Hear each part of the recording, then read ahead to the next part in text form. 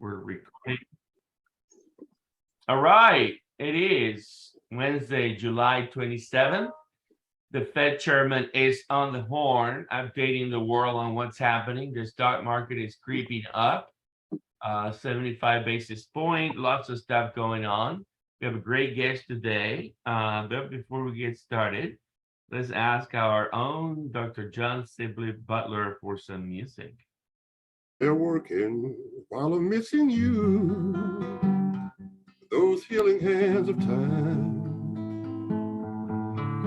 Soon they'll be dismissing you from this heart of mine.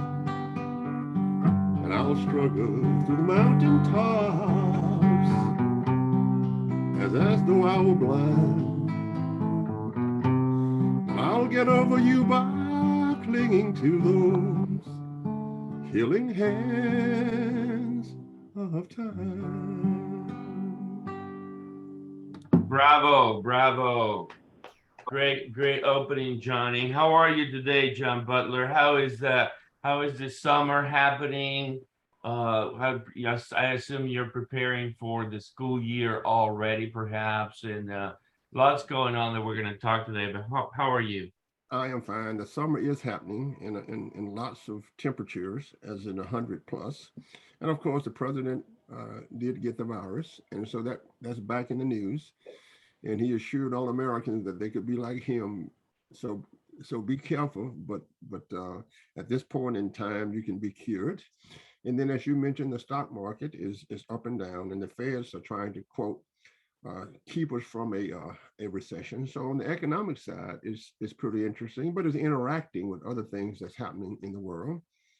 Do people really want to go back to work?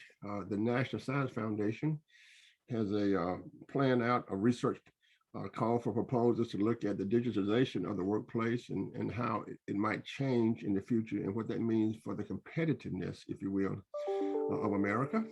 But the biggest thing, of course, is the relationship during the economy, what it's doing, and people are talking about a recession when we have the unemployment rate is just at 3%. And then, of course, the stock market, both bonds and stocks were down. So you get a lot of questions about what's happening. And we always like to know what's happening in the future. But it's one of those interesting times that we're in. And it's, as you would say, it's a lot going on. And we need to end the war in Europe so we can have some semblance of equilibrium in the world and look toward the future. Yeah. Good insights. Llewellyn King, sir, how are you? I'm well, I have COVID. Linda and I both have COVID. We had 4 shots and now we've tested positive and we've got bad colds, sore throats, the whole thing. And so we're sidelined, yeah. And nothing you can do about it except wait for it to go away. This is it just shows that the shots alone will not give you immunity. It may save your life. So besides that, I'm quite well, thank you.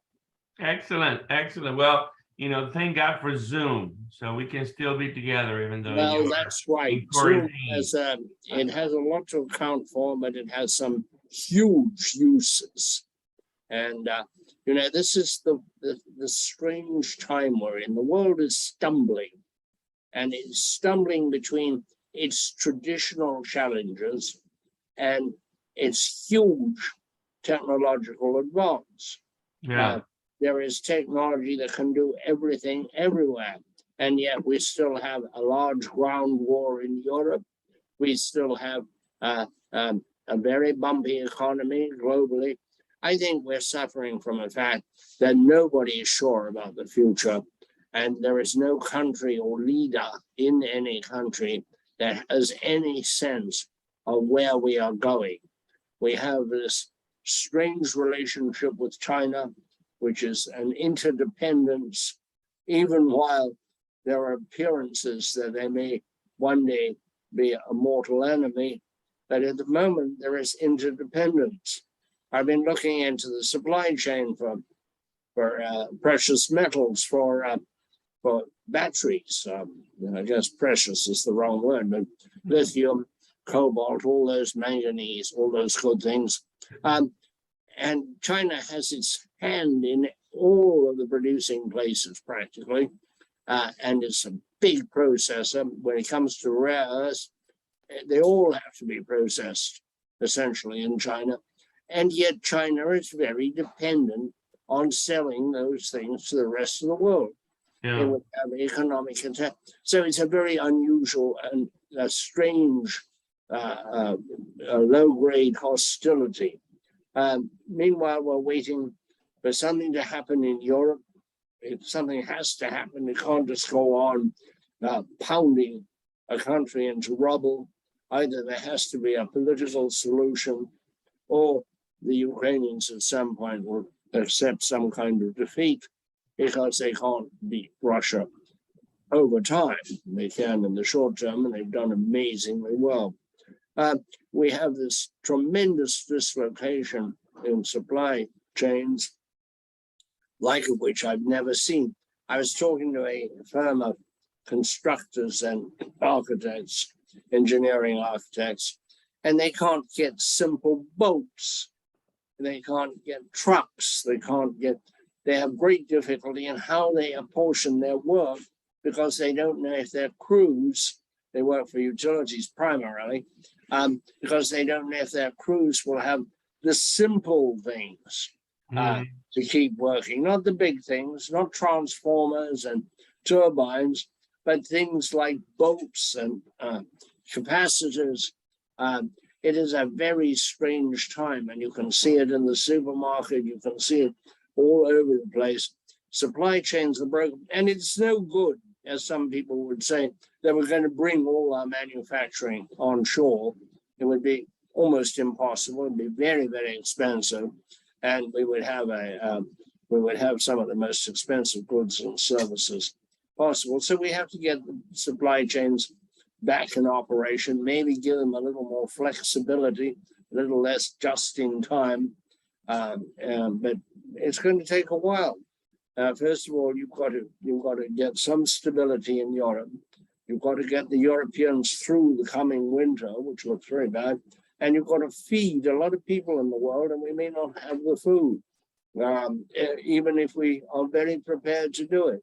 Yeah. Africa will be starving. It's not a pretty situation. We've got to stumble through this particularly egregious year. Yeah. Well, let me be the optimist about that. And as I get ready for introducing our guest, let's remind the audience that we focus on this program about the digitalization transformation, the decentralization transformation, and the decarbonization transformation.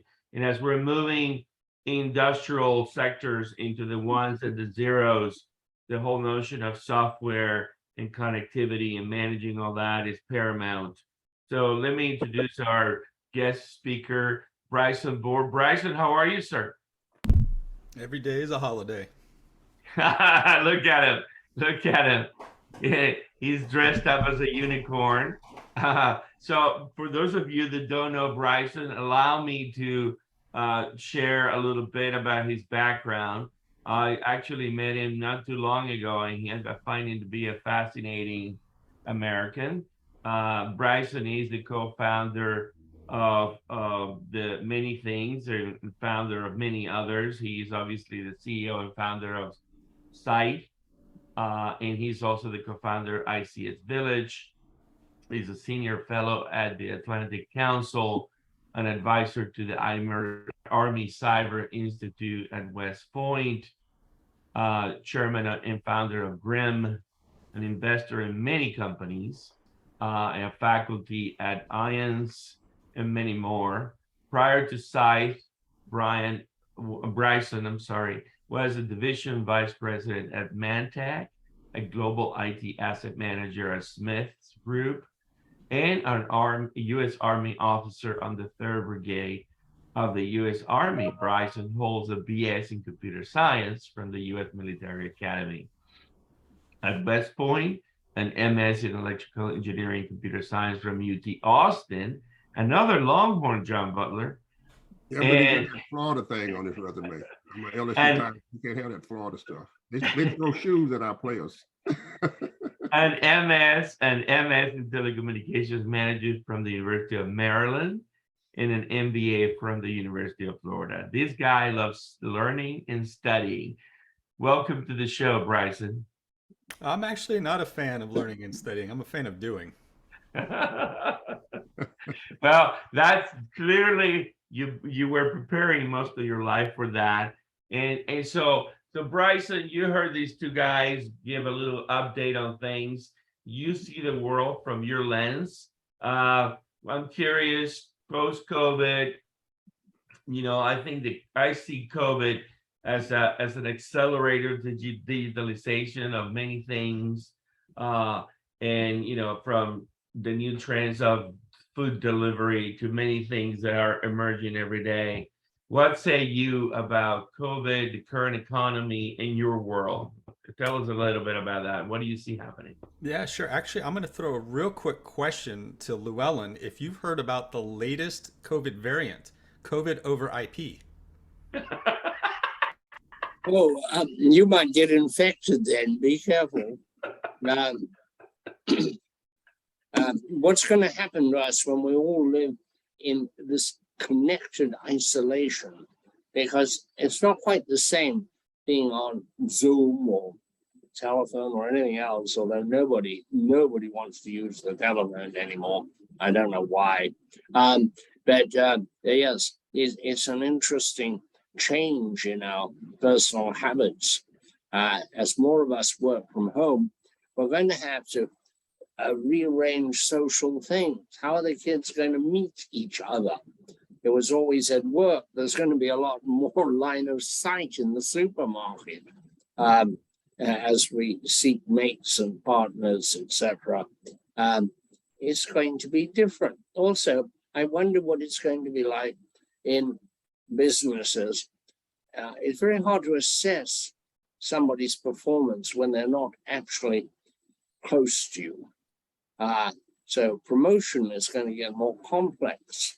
What are the criteria for promoting people? Is it only going to be bottom line?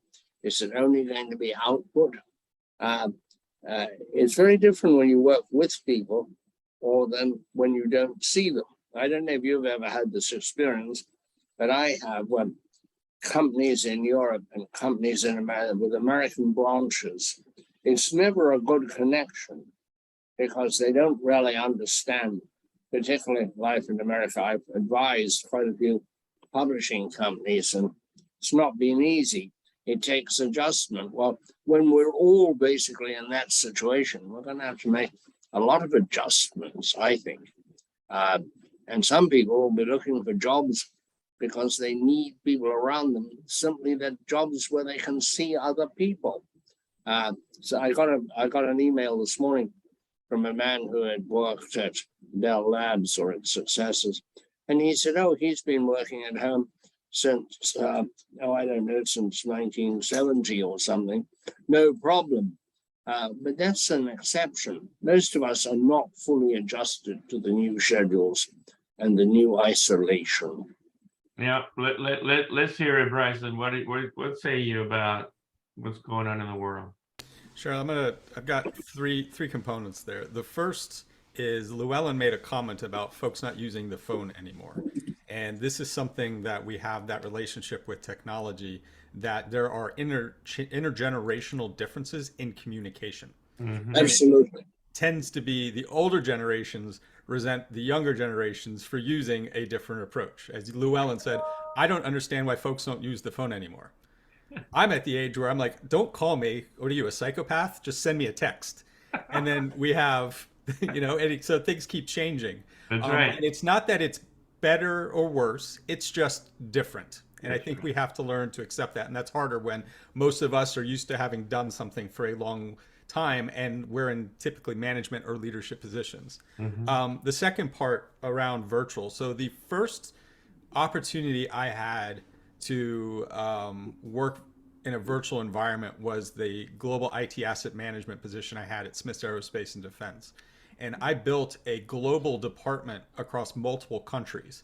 I made my first mistake actually hiring a South African who had university on his resume, and I learned 6 months after I'd hired him that meant high school. So that's a small example of where you start bringing in global and cultural challenges, Right. as well as the company I worked for was organically British, although there were acquisitions and components all throughout the world. And I can't remember who made the comment, but that America and England are two countries separated by a common language. And it's very true because even though we speak the same, the cultural expectations that flavor organizational management and leadership are drastically different. And I had to learn that. But going back to that, that was my first opportunity to build a remote workforce. Mhm. And there was certainly elements where I had a constant travel schedule to go to those places because that's what helped build those teams. That's what helped move things forward in the interim. Things have since progressed. Both of the companies that I founded, Grimm and SCYTHE, Grimm the consultancy, SCYTHE my full-time current job, which is a software product, are completely virtual. And to tie this into the third piece, which was the original question, Andres, you asked about what has COVID done to us, the reaction was 2.5 years ago, companies jumped through hoops to all of a sudden, as quickly as possible, move to a work from home scenario. But let's break that down. That's a technical solution. That is not suddenly management understanding how to manage and how to lead in a virtual environment. And I get asked this question a lot about, well, how did we do it? And the difference is we did it organically. We didn't shoehorn trying to be virtual into what was a primarily office centered environment. We already had a virtual culture and way of doing things. And the best advice that I can give for trying to get into a virtual environment is the same approach that we had in the Army of you want to break things down to the lowest squad levels, right? You can't micromanage. When you look at management, management has to be delegated down to that team level, and that team builds cohesion by working together. And in positions that are more isolated, finding ways to have collaborative activities around them. I'll give you an example. So probably the hardest job in product business is being the software, the SDR, the business development rep who has to do the cold calls. Your life is 100% people hang almost 100%. If you're doing 100%, you're not doing a good job. It's about 99.9% of calling people and having them hang up on you. That is a hard job. Psychologically, that is a tough job to do alone. And so an example would be one of our account executives does this, what they call dial and smile. And he'll sit down with the BDR, the SDR, and they'll spend an hour or two. Well, they'll just trade off listening in on each other's phone calls. And it's part of building that cohesion of working together. You're not alone. So even something that doesn't fit into a larger process, they still find ways to virtually come together. And of course, they don't live in the same state even, and they're still able to find that kind of daily collaboration that gets them through and a part of this. Now let's break down the technical side. So the solution to bringing everybody from home into work was VPN. I've established an encrypted connection from my home computer into the workplace. Problem solved. You can't man the middle of my encrypted traffic. Let's break down where the problem has two pieces here. First is making sure that they are in fact using a corporate asset versus a personal asset. How do you bring a corporate asset on a home network into your risk assessment model? Very difficult to do. Additionally, employees are primed to the environments that they're in. If I'm at home, well, it kind of feels like home. And I have the stress of my kid, my dog, my cat, my spouse, all trying to intercede. And so it becomes very easy for me to psychologically switch from using a corporate asset for only business activities to doing non-business activities, right? And so now we're potentially increasing our risk. The other part then is at the corporate network. Typically, it's just kind of like you VPN into a flat network. Well, VPN software itself is very vulnerable. It's very easy to hack VPN software. It is not typically well-made software along with other issues. And now you've just given this hook into your entire network. And so the recommendation that I make for businesses is have a VPN come into some kind of DMZ that then requires additional authentication for specific resources. And now you've created an extra step and a layer of a choke point to monitor for potentially malicious behavior. Yeah, excellent. John, what do you think of all that? Well, I think it's pretty interesting. And I want to just come off the idea of I am a Vietnam veteran, Army, Bronze Star, decorated, helicopters guy. And, I think the lessons that we get from other organizations, and I'm going to try to bridge both Llewellyn's and Bryson's comments. And I think that we do have intergenerational differences in lots of the things that we do. In business enterprises, there are certain tasks that we have to get done. All right, so let's go back to the military and how it changed. So I grew up as a Huey guy, a Huey helicopter guy. And then I look at these new helicopters and they're like games to me. You just push something and they take off, right? And the whole idea of the relationship between isolation as a Vietnam vet, I'm alive today because of my team leadership, in Vietnam. But I think this is what's happening. It's outside the structure, you see, of what's going on, where the workers themselves would say, I'm not coming into work. Generational changes, I'm fired in my generation. I don't see what my students would say, Dr. Butler, if it rains outside, I don't know why we should come to class, because we have been exposed, if you will, to virtual learning. And so I think that what people are forgetting here is the absolute, excuse me, Llewellyn, bottom line. That is, what's the impact? Long ago, there was a person who did a great article, a book, if you will, on working from home and isolation. And from a management point of view, as a management professor myself, the question is this: what do those practices have on the bottom line? Well, I can look at Brent Hertz's work when he did Bizarre Voice. He said, I don't care where you are, as long as the bottom line is there.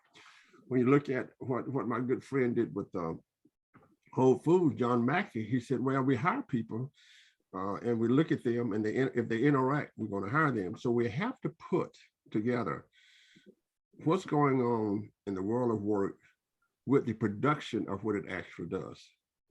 So from a research point of view, this is what it means. Do I have to be interactive, okay, if I'm putting stuff together? Because we learn by interacting with people.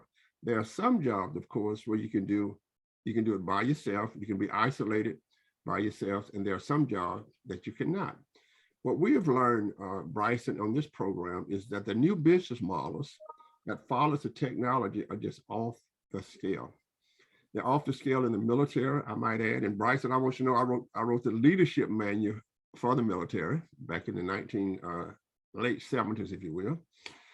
And they're out of control. And I mean, everybody's changing. And it's a change has to go hand in hand with the whole idea of where we work. And then we have to look at competitive models. We have to look at China. We have to look at what's happening with competitive models and what's going on there. So while we talk about the whole idea of the changing nature of work, we have to add, how will that affect my company, the bottom line, investments, and jobs in the future? And what we're learning is jobs are being created. The commute from home to workplace is being deleted. What does that mean for the support by corporate America of the family situations, whether it's, when a worker gets pregnant, do they get to get off again since they are at home, and et cetera. So I think what I would do, Bryce, and I want your comment on this, is look at what's the relationship between how we work and the bottom line or the profit or revenue. Well, that's that complex problem of metrics, right? How do we measure performance? I mean, it is performance-oriented management. And the psychology that it's working against is I feel more comfortable as a boss when there are just people around feeling like they're doing work, right? That's what I like about the 9 to 5. Everybody comes in and sits near me. I can yell names out. I can just hear the tap, tap, tap, tap of work being done, and I feel comfortable. And it's hard because the metrics do create specific behaviors. Where you pick the wrong metrics, you will get the wrong behaviors. The best hackers in any system are employees when they're incentivized the wrong way, whether that is a technical control to keep them from doing their job, or that is a metric that they're going to game for their own effect. One of the sort of cutting edge areas of research that I've seen that's adjacent to this is the gamification of the job itself. And there's a lot of folks who are doing work in trying to gamify different processes so workers, particularly younger workers, feel more engaged and are incentivized in a more regular way than traditional, like discrete quarterly or annual performance reviews.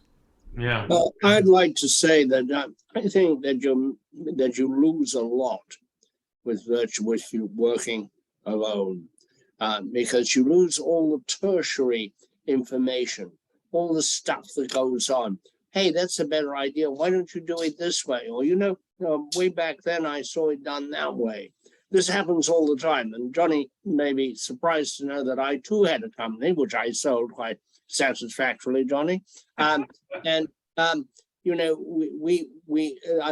mentioned the loneliness of the salesman, because we found there was an enormous difference between the constant rejection that salesmen get and the reporters, who don't get that much rejection, really, unless they run into Johnny. But I've always believed that a newsroom will produce better newspapers, better broadcasts, better radio programs than people working alone, because of this tertiary effect, because of this collective. And, Edison used to, like to have drinks with his people and chat about things. This is very beneficial to creative work. When you isolate people, you cut them out of their normal ecosystem, and that wealth, well, I don't know what you call it, but the wealth is not there. In a newspaper, for example, you shout across the room, hey, who's that guy over at the Interior Department who said, bah? And somebody will shout back, hey, that's Jim Smith. He has his number. Give him a call. All of that is lost. It is lost. I mean, you can send an email or send a text, but it's not going to happen. You're not going to do it, and you're not going to get the answer. I'm a great believer in happenstance and the power of happenstance.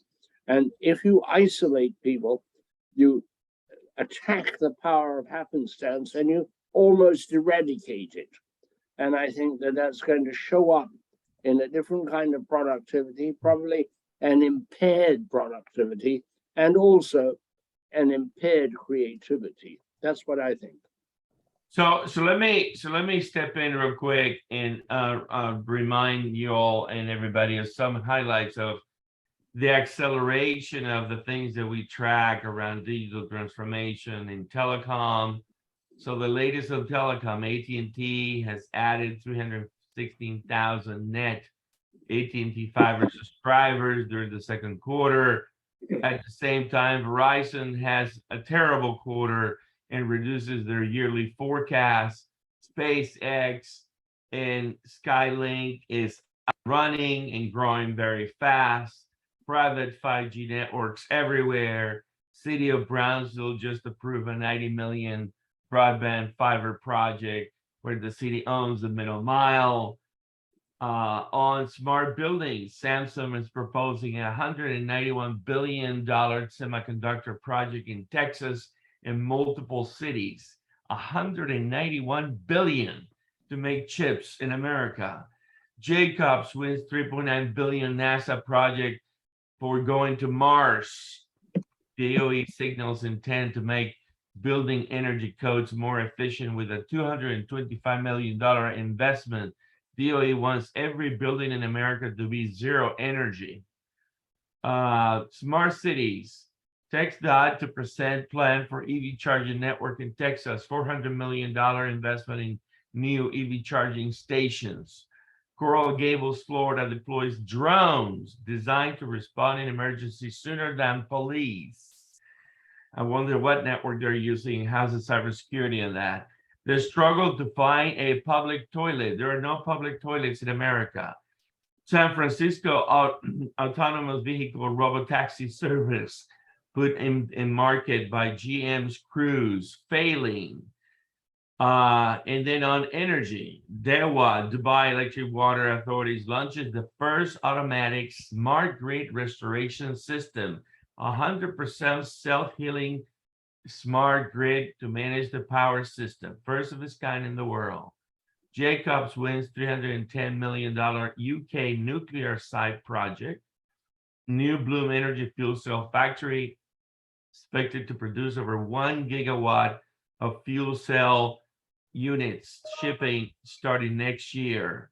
MISO board approves $10 billion transmissions plan to support new 653 gigawatts of renewable energy. I mean, on and on and on. Bryson, you must be one of the busiest guys. You work with utilities. How do you go about helping the old regime, the old industrial guys live in a world of cybersecurity, of firewalls, of managing millions of things? Sure. So each of my companies does that in a different way. Grim, as a consultancy, is primarily doing penetration testing and physical access. So looking at how being proximate or gaining access. Physical proximity is a unique problem to industrial control systems that I think is a little different than traditional enterprise IT problems, because you have equipment out in the middle of nowhere, just surrounded by a barbed wire fence. And so there's a different proximate challenge with that. And then they also do architectural reviews.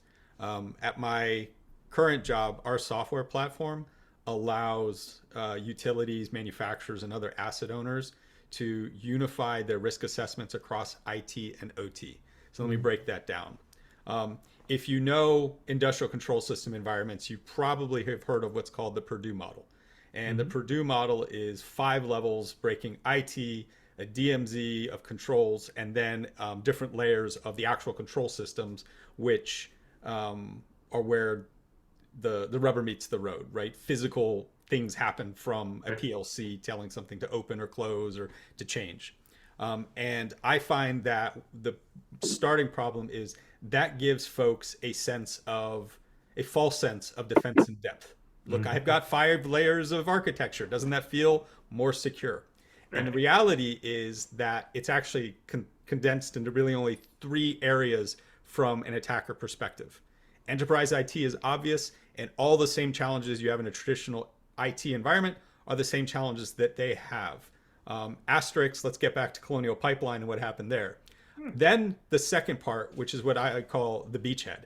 These are human management interfaces. These are distributed control systems. These are high-level operational technologies that monitor and instruct all of the control systems in your environment. Now, here's what's interesting about them. They are always in some place connected to your IT environment. An air gap is not an air gap is not an air gap. 2, they have a crossover of modern operating systems. So they are not specialized devices running some unique operating system. They're speaking some unique protocol themselves.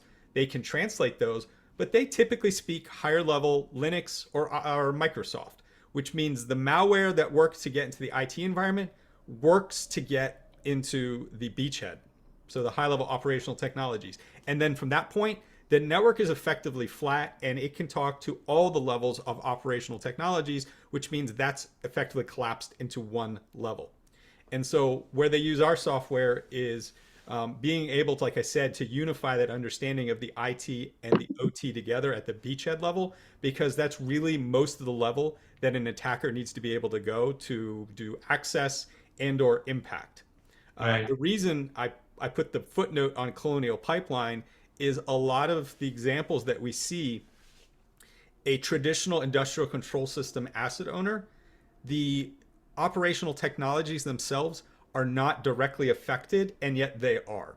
So like in Colonial Pipeline, the ransomware that hit them did not touch any part of the operational technology network directly at all. Colonial Pipeline made their own decision to take down the operational technology because of their fear of what might happen. And that's something that we see a lot, is the impact on the IT is all that's needed to affect the operational delivery of the industrial side. Mhm. You're right, Bryson. Let me just ask this. With I think Llewellyn and I want to ask this question. As we go through our daily lives, whether it's at a restaurant, whether it's driving to work or driving a car, whether it's flying an airplane, we just want things to work. Human beings will always communicate. And, I call it, changing what's inside of the store without changing the front of the store. So as we learn to adopt a certain kind of technologies, people turn their computer on. They just want to go shopping on eBay. They just want to drive up to a store to HEB.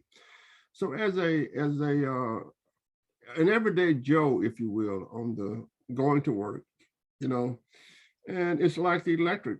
I just want my lights to come on. I just want my computer to work. I just want all of my income to be properly maintained in cyberspace.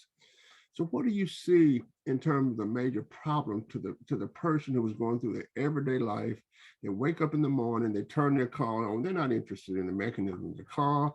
They turn on the computer. They're not interested in the mechanism of the computer. As I tell my engineering students, I'm just interested in the watch, not how the watch is made. So what do you see as the major problems going forward in cybersecurity? As I try to go through my data life where my automobile is hooked to a smart city, where everything is connected itself, where I have a watch that's talking about my health, and then when I get in trouble, it calls EMS. What do you see, and also with the grid, when we finally make the grid we hope in the next rendition of the grid, what do you see as the major problems going forward for the next generation to deal with the cybersecurity, in the sense that I just want to go through my life? Yeah, these systems have become so complex, so interconnected, so rapidly changing. Even if you're in this field, I mean, most of us just live our personal life almost the same as lay people do because it's too much. And I think having an expectation that a layperson would understand most of this is the first fallacy. We need to be the ones to providing the ecosystem that they can just skate through life. One of the things that I point out to other folks in the cybersecurity industry is just how much of an echo chamber we live in. Even when we're looking at enterprise IT, most of the conversations and the solutions and the things that grab the headlines and that we talk about really only affect or can be even managed by a small fraction of companies. I mean, we're talking the top of the top of the top percent. I mean, you talk about the 0.01%, like as billionaires, the companies that can effectively have the resources to manage cybersecurity are even smaller than that. I mean, I kind of estimate there may be 5,000 in the world. And then there's kind of this second tier of kind of haves, and then everyone else is a have not. And in that regard, they're in the same boat as the average citizen. And that's your mom and pop store. That's a restaurant. That's the cookie factory that has 50 people, and they rely on information technology because everybody in modern business relies on information technology for their billing, for inventory, or for whatever operations that they have to have. And so it is really incumbent on the expert community to recognize that and to do something about it. Another example of where I see that failed philosophy coming into enterprise is phishing training. We do phishing training, and phishing training is primarily punishing employees for using a computer the way a computer was designed. I'm opening email that was sent to me. And the fallacy there is that somebody should be able to spot a fake email. And the reality is maybe, but most of the time, no. And here's the catch. An attacker only needs one email to successfully compromise an entire business. Once I'm in, I'm in. And I can be clever and I can do all of these different tricks to get in. And so you are throwing good money after bad with attempting to get the employees to be the front line of defense when it really has to be the expert staff behind them who bear that responsibility. And so that's where I see the same challenge of where we have a problem on a personal level with consumer electronics and our daily life becoming increasingly digitized, and it transcends over into how businesses treat us as people and employees. Good question. I think that's very interesting. I don't think you can ever explain complex systems to people. Most people don't know how their automobile works. They certainly don't know anything except what they've heard, and probably the wrong thing they've glommed onto about the world of cybersecurity and computers. But there is a lot of fear out there. Yeah. I talk to a lot of utility CEOs. It's what I do often. And they all say they don't understand their own defenses. They're not cybersecurity experts, but they all say the one thing that keeps them awake at night is an attack.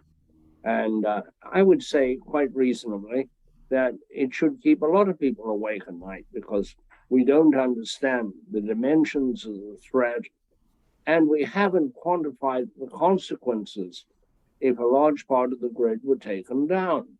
I think it would be catastrophic. I think within a few hours, people would be roaming the streets looking for food and water. An awful lot of people have guns, and those people would probably be advantaged in that situation. But, you know, this is an existential fear. It's like the fear we had in the 50s and 60s of atomic warfare, but it's there. And I think gradually it's going to become a larger presence, the fear that we'll lose the grid, because everything is being electrified. It already is, but even more so. We're talking about a future where the amount of electricity produced is doubled, and that is a very scary thing, because then you are dependent on one commodity. So let's set the context, right? Cybersecurity is effectively 20 years old, and let me explain why I say that. It was not until around 2000 that companies first started to have widely available installed firewalls. Until that point, there was no separation of your network from my network. It was just all the network. And that was the starting point that a company was like, this is my space. And then to put it in context even further, it is only 10 years ago that there was any money in this industry. Until Target was popped in 2012, nobody took this seriously. It was firewalls and antivirus and the littlest amount that I could get away with, so the annoying nerds would kind of leave me alone, and the big adults could actually run the business. So cybersecurity, the modern form of it with any money and the innovation that we've seen, is only 10 years old. So let's now tie that back into critical infrastructure. So my first joke is, how do you know a computer is an industrial control system? It's only 20 years old. That's the challenge we have. So if you look at the context of modern practices of cybersecurity are effectively only 10 years old, and the life cycle of very expensive capital equipment investment that makes up critical infrastructure, those two things are not aligned. Now take into the fact that we're going to have generational improvements that have to slowly work their way in. Now let's add the fact that those operations were traditionally run by more like the kinds of people who are mechanical engineers. They were never IT people. They were there to make sure your water was safe and ran effectively. They were there to make sure that the oil and natural gas pipelines were maintained and they ran effectively, right? That was their job. Now we introduce computers into this because it's the only way to handle the exponential requirement. And there is a lot of advantages from a cost perspective and maintenance and being able to remotely administer this stuff. But at the same time, of course, we introduced risk. Now, since the history of humankind, the paradigm for decision making has always gone the same way. Feature first, security second. And that will never change. And that was what drove us to where we're at. Now let's take the FUD down. First, we know publicly that for the last 11 years, there have been, 12 years, there have been campaigns led by the Iranians, the Russians, and the Chinese against our critical infrastructure. This is public information. Now let's look at what they did. What they have done is effectively an iterative intelligence operation to conduct reconnaissance, to lay maps of what things are there, and finally to measure response. Nowhere in that was the intent to cause impact. Because Llewellyn, as you rightly noted, impact means the loss of life or the potential damage to a human, which is where this separates from the fuzzy world of data in computers, which is like, oh, my intellectual property was stolen, I'm so sad. No, somebody died. That really takes note. But here's the part of this equation. It's not just an equation of cybersecurity. It's now a nation state equation of total power, which means the reason that nobody has done anything more than those three elements I talked about in critical infrastructure fundamentally is because the response is going to be the US military. Johnny, can I get a huh? You can. I was going to ask you about that because see what happens is that Bryson, I was with W. I had a president's appointment from W when I actually entertained being Secretary of the Army. What I want to ask you about is when we started the internet with the military. Yep. And of course, the technology in the military is way ahead of civilian society. Case closed. I don't have to say anything more. Are there any technologies that's coming out of the the U.S. government that would be transferred to the civilian side? Just like the company that we sold to Cisco, the Wheel Group came out of the military briefing also. Do you have any relationship at all when you have meetings or when you have interactions with DOD, and not necessarily on the weapon system approach, but on cybersecurity, which we think is the number one, one of the number one issues in securing America? Do you have interaction with DOD? Let me qualify. You don't have to answer if you can't answer. No, but hold on before he jumps in. I actually know that he cannot say everything he knows. So yeah, I don't think any of us can. So I'm hoping that he can share something. One of the things that was left off my resume is I was also a strategic advisor to the first director of the Cybersecurity Infrastructure Security Agency, Chris Krebs. So I was brought in to do touchable control systems. Seeing where the road was leading, I switched to supporting election security, and I left when he was unceremoniously fired over a tweet at the end of 2020. So I have a lot of purview both through my time in the Army, the intelligence community, the work I do with Army Cyber, as well as a lot of the work I've done domestically. And so let me first challenge. I do not believe that DoD's technology is ahead of commercial. Caveat. Anymore. Yes, that ship has sailed. They are very dependent on the major providers for a lot of that. Mm-hmm. But here's the caveat. Nobody can invest more in this problem than DoD. And so when you look at the practices, the policies, the training, and all of the different things that they do, it's world-class from an investment perspective. Now, I'm phrasing it that way because large system's going to large system, and that's the challenge is we do process at scale, but the investment is non-parial. Yeah. The final piece I would add, and has been the outcome of that, is while I made the comment that I don't think the technology is more advanced, most of the innovation that I see in commercial cybersecurity was driven by people who were originally trained by the US government. And so absolutely. People are our biggest factor and difference. The challenge we've had there is we have not created the same ecosystem of innovation at the same level as the Israelis, who are clearly world-class, and that shift from 8200 right into eating whatever they eat for Wheaties to start a company to get to America. Right.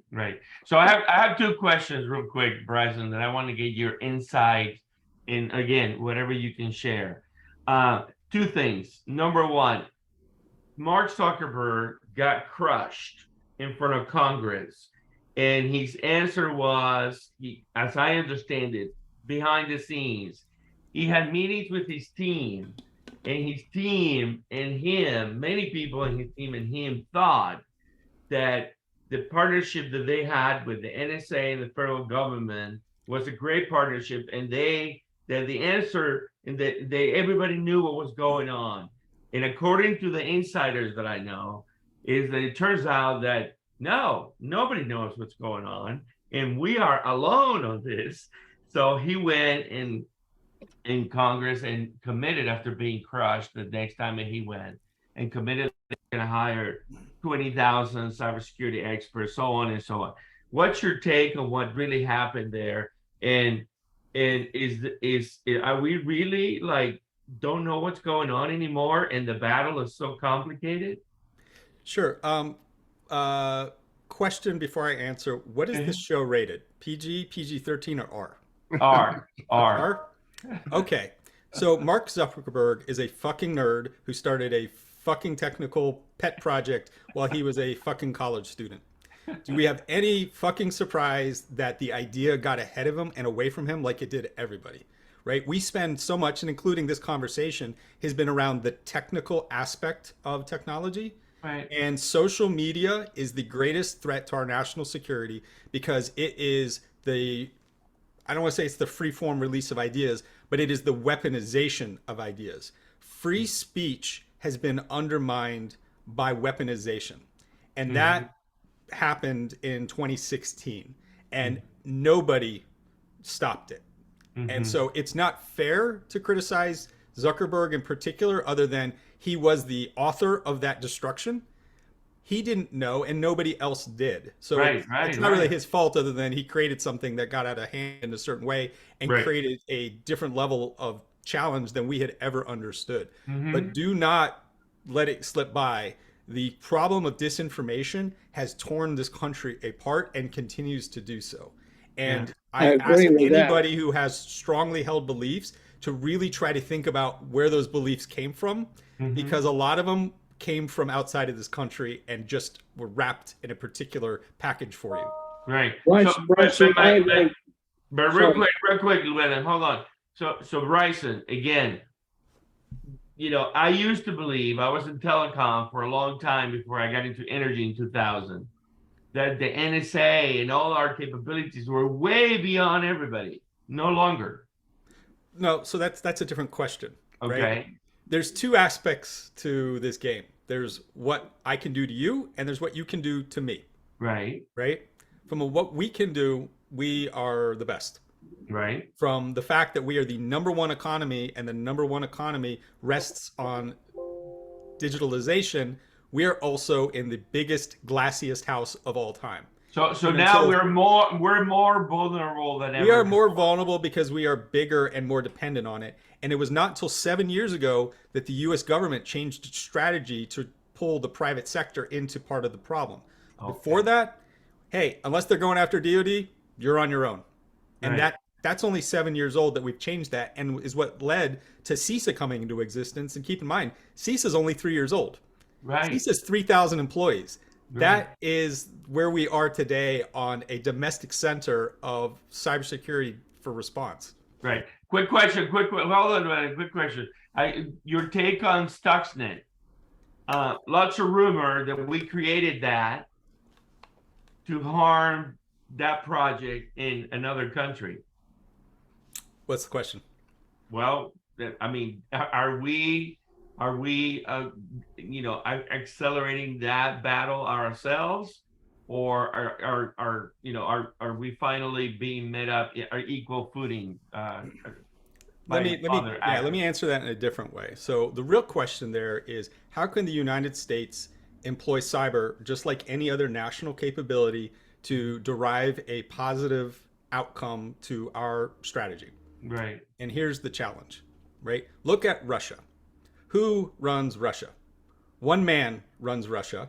He has an oligarchy that lives in fear, that is effectively his feudal vassals of dukes to keep it in control. Now, do you think the US government responding by knocking out a power plant in St. Petersburg is going to change that calculus? I would offer no. And so here is our challenge: is where can we use those kinds of things to actually make a difference in the system? That inevitably leads to, well, what have we done with Ukraine? And there has been a lot of work done in where I think cybersecurity can be effective around the battlefield, which is intelligence support and providing sort of active defense. And what I mean by active defense is that the world is broken into 3 colors: red, gray, and blue. Red, bad guys; blue, good guys; gray, how red gets to blue. And so active defense is going, not only am I helping to secure blue, but I am looking in gray into red to try to blunt or cut things off as that infrastructure is used or in use. Got it. Llewellyn. Oddly, I was also going to ask a Stuxnet question. There is a feeling in the uninformed, which is where I am, that we have enormous capacity to wage cyber war, but that we hold back because if we did it, we would reveal our hand, which is always the case in war. If you use your latest weaponry in a profligate way, everybody knows what you can do and what you can. So the last and maybe the only visible U.S. intervention in another country using cyber as a weapon was Stuxnet. Is it wrong to believe that we have a substantial armory of computer weaponry that could be deployed were it necessary? Again, yes. Second part going, where does that influence a positive outcome? Stuxnet, we know, we can see the open source of what it was intended for to do, was to affect an isolated, very specific function versus something that would have affected civilians with that collateral response, which philosophically is against what the United States policy is. Yeah, I'll just leave it at that. I would think that we would, as a defensive country, would have an interest in bringing down electric systems in other countries, just as we suspect other countries have an interest in bringing down our electric system. And we should probably at this point have some pretty sophisticated ways of doing that, which might even inform us on how to defend our own. Is there any truth in what I just said at all? I mean, I'm not going to confirm specific capabilities, but I will. This was the third part I was trying to answer earlier that I left as I answered your question, which is one of the reasons we're judicious in use, besides the fact that we have a certain morality of not causing civilian impact. See your earlier comment that not nuclear power creates civilian death and damage. And that's one, we're not interested in doing that from a morality perspective. And two, it really doesn't affect the equation that we're looking for. The reason that we have to be so judicious is when I employ a new weapon system, yes, you're going to develop countermeasures, but at the end of the day, things are going to blow up no matter what countermeasures you do, right? Something that's intended to blow up is going to blow up. And your countermeasure is mostly going to be trying to reduce that or evade it at best. But steel on target is steel on target. In cyber, that's not the case. It's kind of, I got one shot, and then once you know what that shot is, it's easy to defend. Right. So yeah, let me say also that Right, it's all of this stuff is going to become, you know, if we go back and we draw a line, and let's just put it in defense kind of situations, and you know whether or not we're training, you know, our future leaders at the academies or not, whether it's management or leadership. And one time we tried to switch to management, we had to go back to leadership. The stuff is always in the becoming. The technology is changing so. But like companies in America, again, Americans just want to be secure and companies want to be secure. And the big question is this, you know, as I said earlier, as we matriculate through our daily lives, the average Joe would not be informed of all of the dynamics of what's behind the technology. And I think that we end up looking at it, you know, like we did with the whiteout here in Austin, and all of a sudden people are. I think cyber has a lot with that. People are just not concerned about it until something happens. But I think I just wanted to say this stuff is evolving. It's always in the becoming, and I think America, Llewellyn, is on top of the becoming. And as Bryson said, you know, if you're going to have a war, you're going to have a war. Yes. So Bryson, nevertheless, we are digitizing everything. The gig economy is here to stay. That means share assets in scheduled and bought and used by third parties, networks crossing, goods crossing, the creation of cryptocurrency, the first digital value thing created without the need of humans. I mean, this is accelerating. Do we have the right framework for this new economy of hundreds of billions, millions of billions devices talking, exchanging, transacting, or do we need a new internet? No, that was a twist at the end that I didn't see coming on the comment of a new internet. The internet was not built to be secure. And so from that aspect, sure, that'd be lovely, but same problem we have in industrial control systems. That is a slow generational change. On your comment about cryptocurrency and Web3 really being the fundamental innovations that we see tying technology, finance, and transactions, here's the good and bad news that's coming. It's going to get regulated. It's not a cyber question. It's not a tech question. It's a legal one. And it's going to get regulated. The good news in that is that's going to stabilize it. A lot of the chicanery that we see around these things starting up and getting the rug pulled, that's going to go away. They're going to be a regulated security. The bad news is when things get regulated, government can be a little heavy-handed sometimes, but ultimately I think that's to its benefit. And some key things are a lot of what we see in anti-money laundering with know your customer and other aspects. It's going to be a requirement. Got it. Guys, any final comments? I think this is one of it's the futuristic stuff that we're looking at.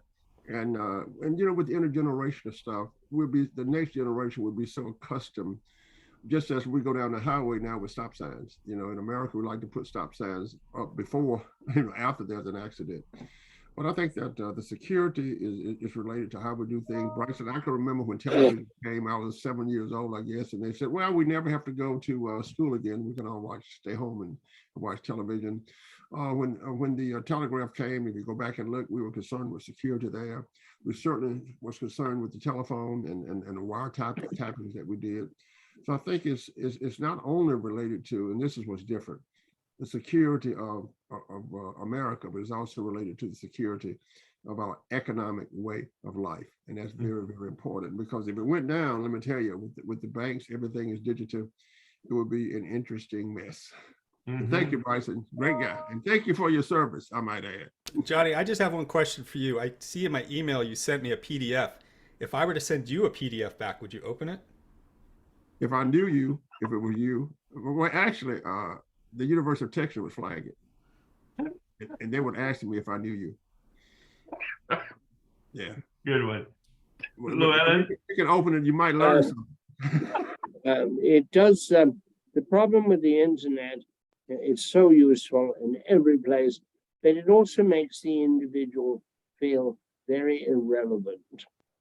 And this is a problem. This fits in with this other idea about the working alone. This sense of irrelevance of the individual has a social cost, and we haven't seen it fully exploited yet. We might see it in gang activities in the cities. You might see it, as you do in Scandinavia, in suicides. There are prices for everything. There is a counter reaction to almost everything. And I just wonder what the counter reaction, I'm not saying that what we've done with the internet is bad and not useful, but I wonder what the counter reaction will be, what the social price will be. So are you predicting, Llewellyn, there will be some kind of digital sicknesses a la PTSD? No, I'm predicting that people will seek security in something they understand. It could be religion, it could be a gang, it could be a theater company. People who feel excluded find other people who feel excluded and become an ecosystem of their own. So you're not butting in on the metaverse, and you and I having a virtual avatar and holding hands in the virtual world? I don't know. I'm a bit out of that world. I'm not sure I want to hold hands with you in the real world. That's that. So Bryson, last question. Johnny and I is quite different, of course. Last question before we let you go. A lot of people are banking on blockchain solving a gazillion problems. Is blockchain secure? No. Let me tell you why, because it's always a challenge. It's the same thing with cryptography. Right. It rarely is it the math, it is almost always the implementation. And the challenge you have with blockchain is that it rests upon the assumption that it is decentralized. And Right. if you look at the implementations, they tend not to be decentralized. Mm-hmm. Interesting. All right. Well, you heard it here first, especially COVID on IP. I like that one. Thank Good luck Bryson, to you, Llewellyn. I Thank hope- you very I hate much, to have Bryson. Very, very interesting. Extraordinary. Valley. Thank you. I appreciate it. Thank you, gentlemen. Absolutely, Bryson. Thank you very much for your time today. Dr. Butler, you got your guitar for closing? Yeah. Living on the word, my friend, is gonna keep you free and clean. And now you wear your skin like iron. Your voice is as kerosene. Want your mama's only son, but a favorite one it seems. To begin to cry when you said goodbye. And sink into your dreams.